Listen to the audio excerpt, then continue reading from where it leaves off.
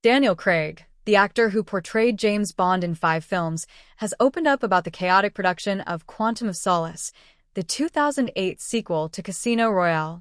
Often cited as one of Craig's weakest outings as the iconic spy, Quantum of Solace faced significant challenges during its development, particularly after the 2007 writers' strike. Craig revealed that the film's troubled production forced him into an uncredited role as a scriptwriter, a job he admits he likely shouldn't have taken on. In an interview with a Hollywood Reporter, Craig recalled the difficulties the production faced when screenwriter Paul Haggis was forced to leave the project to join the picket lines, leaving the film without a completed script. Craig was left to work with director Mark Forster and contribute scenes to the movie, even though it wasn't ideal.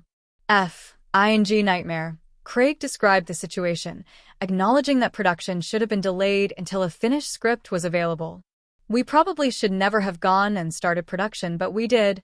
Despite his uncredited contributions, Craig emphasized that his role in writing was simply an attempt to salvage the film in a difficult situation.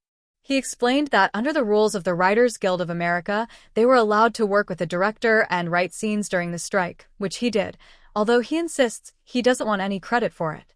The lack of a coherent script and rushed assembly led to a disjointed final product, which many critics and fans agreed resulted in a flawed narrative. Craig himself admitted that the storytelling just wasn't there. The film's pacing was notably off, with action scenes feeling disconnected and lacking momentum. "There's some amazing stunt sequences in that, and I'm still bearing the pins to prove it. So in that sense, there's a lot of great stuff in it, but it just didn't quite work," Craig continued, acknowledging the film's high-octane action, but also admitting that it fell short in the overall storytelling department. The abject lesson: going to start a movie without a script, it's just not a good idea. Despite the challenges, Quantum of Solace was not a total failure. The film grossed nearly $590 million worldwide, a solid return on its $230 million budget, though it remains a divisive entry in the James Bond franchise.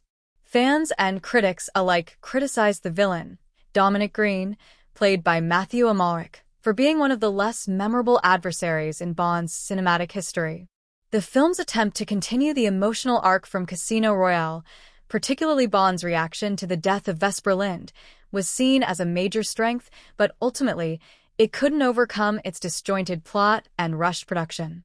Although Quantum of Solace remains a flawed entry in the James Bond saga, it still holds a special place in Craig's Bond journey, providing the emotional depth and closure needed after the intense events of Casino Royale. The film is currently streaming on Apple TV+.